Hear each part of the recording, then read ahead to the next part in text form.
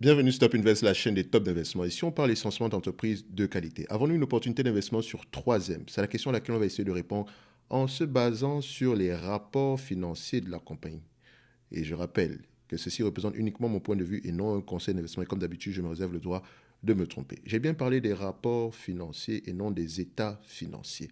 Donc ici, on ne va pas être très quantitatif, on va plutôt être dans ce qu'on appelle du qualitatif. Donc c'est-à-dire que la note d'analyse que je vais lire tantôt sera basée et essentiellement basée sur la lecture des rapports financiers et l'écoute des conference calls, notamment celui du dernier trimestre ici, afin d'avoir à peu près une idée générale de qu'est-ce qui se passe dans la compagnie. OK? Donc, troisième, du point de vue quantitatif, on va y revenir. Moi, je dirais qu'on va faire la conclusion est simple ici. Elle présente une opportunité d'investissement aujourd'hui quantitativement. Mais comme je l'ai toujours dit, le plus important est de savoir qu'est-ce qui se passe à l'intérieur en date d'aujourd'hui. Qu'est-ce qui s'est passé déjà le trimestre précédent et à quoi s'attendre sur les mois à venir. Donc cette note d'analyse-là est basée à peu près sur, avec à peu près avec ces objectifs-là à la base, d'accord? Donc j'essaye de voir à peu près ce qui s'est passé, à quoi s'attendre à court terme ici et quels sont les éléments qui pourraient impacter l'entreprise ici à long terme. Enfin, dans un environ, dans une période ici plus ou moins de 3 à 5 ans. OK? So, on y va directement. Cette note-là, je vais vous la partager dans la top newsletter. Je rappelle que pour aller sur la top newsletter, vous allez dans l'onglet à propos de la chaîne. Vous allez retrouver en bas la top newsletter.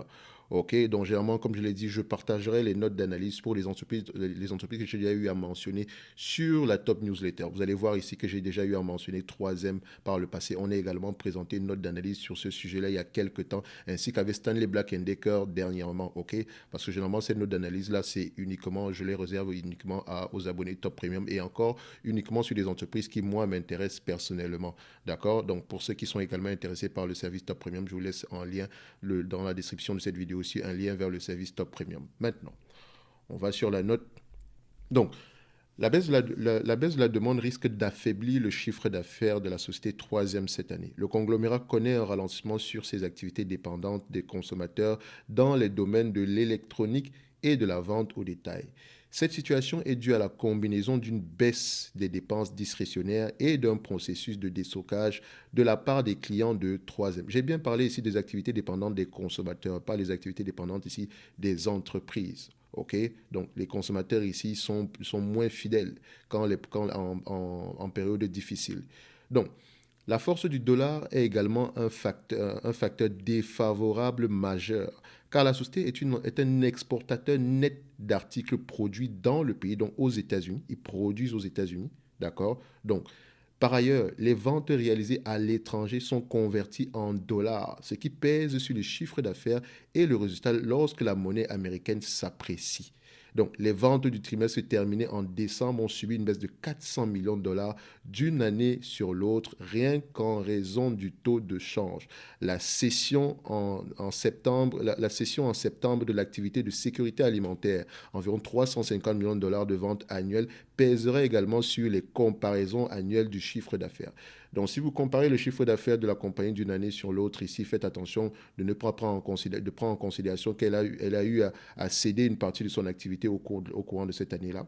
OK, donc 400 millions, à peu près, ça représente à peu près moins d'1 dollar ici, si je pense bien par rapport au nombre d'actions de cette compagnie-ci. Donc, on va regarder troisième nombre d'actions, oui, à peu près moins de 1 dollar. Mais c'est également à mentionner parce que ça a un impact généralement sur les bénéfices nets. Il faut également mentionner ici que c'est une situation qui est généralement qu'on peut qualifier de temporaire, donc qui généralement ici ne dépend vraiment pas de la qualité de l'entreprise ici. Okay? Donc, ce n'est pas de sa faute si voilà, on a une variation ici des taux de change. Okay? Parfois, c'est un avantage comme parfois, c'est un inconvénient. Maintenant, c'est un inconvénient, mais voilà, c'est également une situation temporaire. Les bénéfices devraient diminuer en 2023, mais nous prévoyons provisoirement une reprise cyclique à partir de l'année prochaine.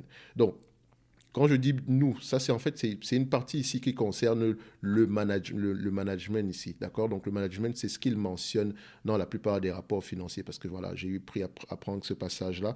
Donc je l'aurais dû le mettre ici entre parenthèses en fait, d'accord? Mais ça concerne le management.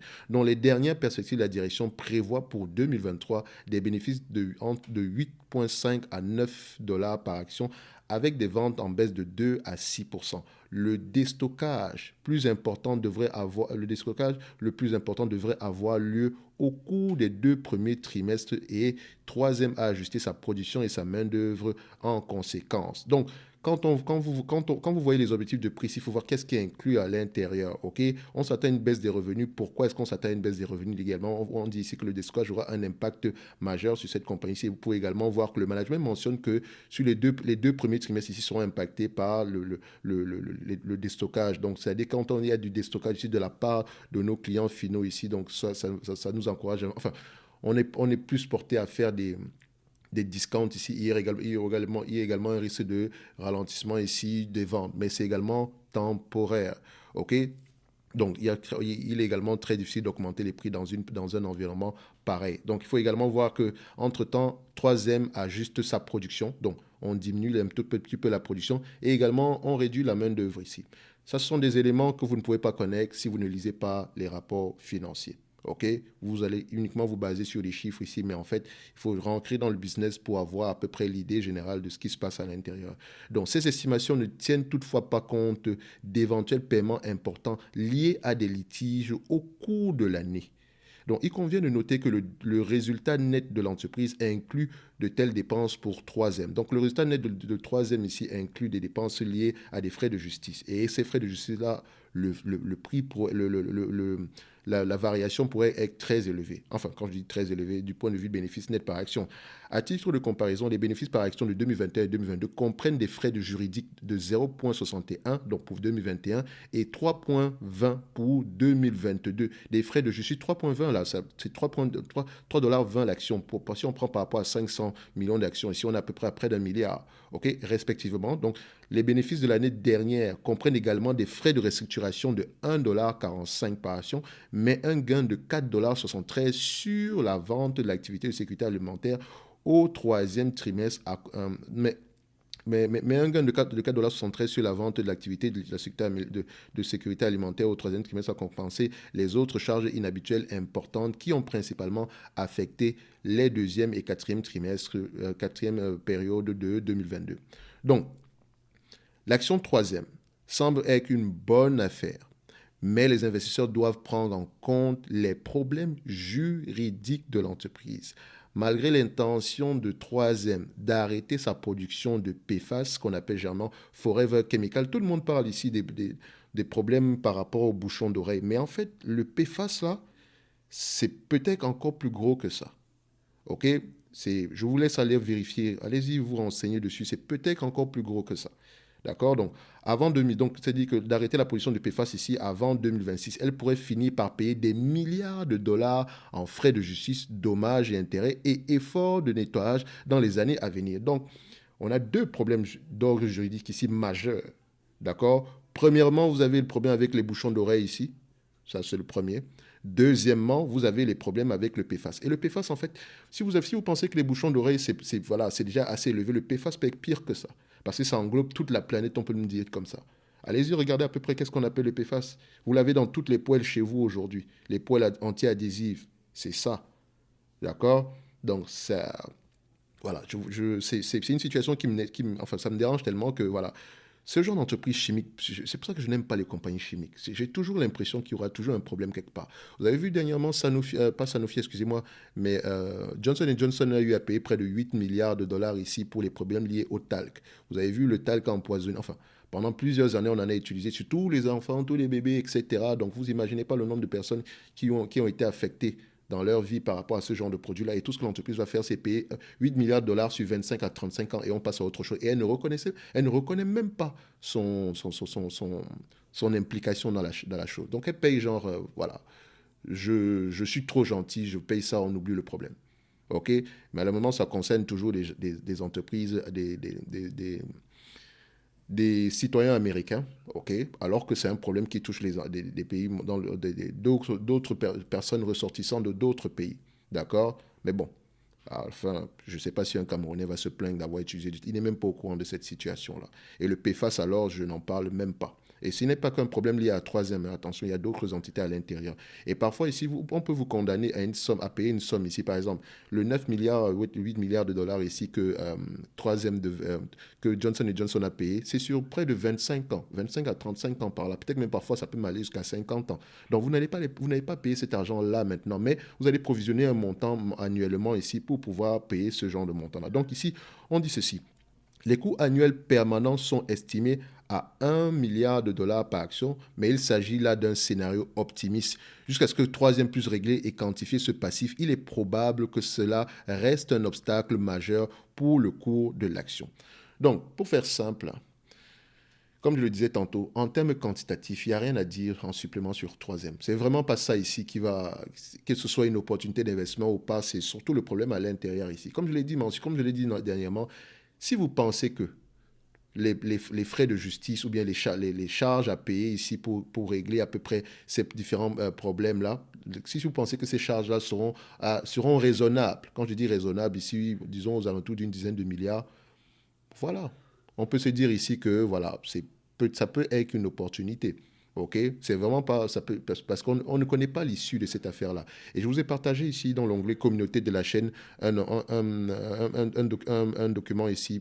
Je pense que c'était un documentaire ici, enfin, mini-documentaire ici sur 3M, notamment effectué ce qui a été tourné par CNBC ici. Donc je vous encourage à aller le lire tantôt, enfin, aller l'écouter. Je pense que c'est assez intéressant. Vous avez ici un avocat de troisième qui parlait, disait que voilà, les sommes ici mentionnées publiquement ici sont trop élevées pour ce que ce sera réellement. Donc, il faut également voir ici que c'est le rôle même de cet avocat-là de dire ça. Il a tout nié en bloc, d'accord? Donc, il ne reconnaît pas la responsabilité de troisième. Il dit également que le gouvernement américain était également mêlé dans l'affaire parce qu'ils ont eu à vérifier ces bouchons d'oreille-là avant qu'ils ne soient utilisés par les différents les différents militaires ici. Donc, ils essaient ici de se dire que non, on n'est pas les seuls responsables de cette situation-là. Mais également, il faut voir qu'est-ce que le management fait présentement quand on a ce genre de situation. Elle essaie de diviser le business ici en plusieurs parties. Donc, il y aura ici à peu près un éclatement de cette compagnie ici en plusieurs petites entités. Et il y a une entité parmi les 3 ou 4, je ne sais pas combien d'entités on aura ici au final, qui va rester avec les charges liées ici au bouchon de... Enfin, à la... Excusez-moi, les charges liées ici à l'indemnisation des victimes par rapport aux problèmes liés au bouchon d'oreille. Parce qu'il ne faut pas oublier que le troisième, c'est 1, 2, 3, 4. C'est 4 secteurs d'activité, 4 segments d'activité. On va spin-off le healthcare, qui représente à peu près 25% de notre activité. Et je ne serais pas étonné que dans les années à venir, qu'on spin-off également les autres entités. Peut-être qu'ici, le segment qui va rester avec les problèmes liés au bouchon d'oreille, c'est peut-être le segment Safety and Industrial. Mais voilà, vous allez vous retrouver avec 4 compagnies en nul. Je ne serais pas étonné que ce soit le cas à long terme. Maintenant, est-ce que ça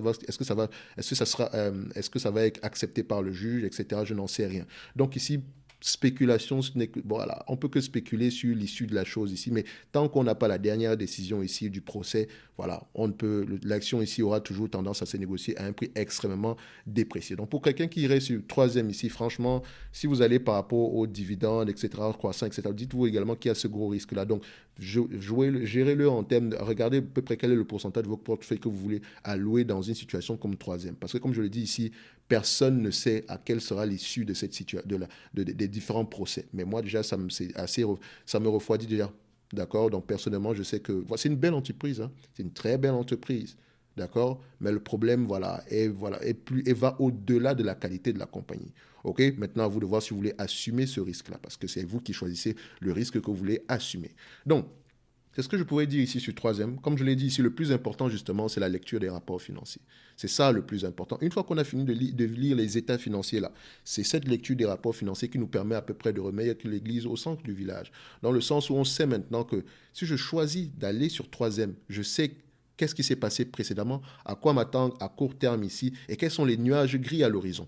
OK? Donc, comme je l'ai dit, pour tous ceux qui sont intéressés par le service Top Premium, le lien est dans la description de cette vidéo aussi. D'accord? Et en supplément de ça, pour la Top Newsletter qui, elle, est gratuite, vous pouvez recevoir des analyses ici, enfin, des analyses sectorielles. d'accord, et ainsi que le partage ici des notes d'analyse des entreprises précédentes. Donc, il n'y aura pas de nouvelles entités.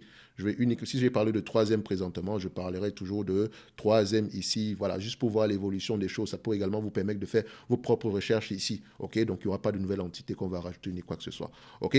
Donc, on va se donner rendez-vous sur la prochaine vidéo, d'accord, et d'ici là, portez-vous bien. Merci.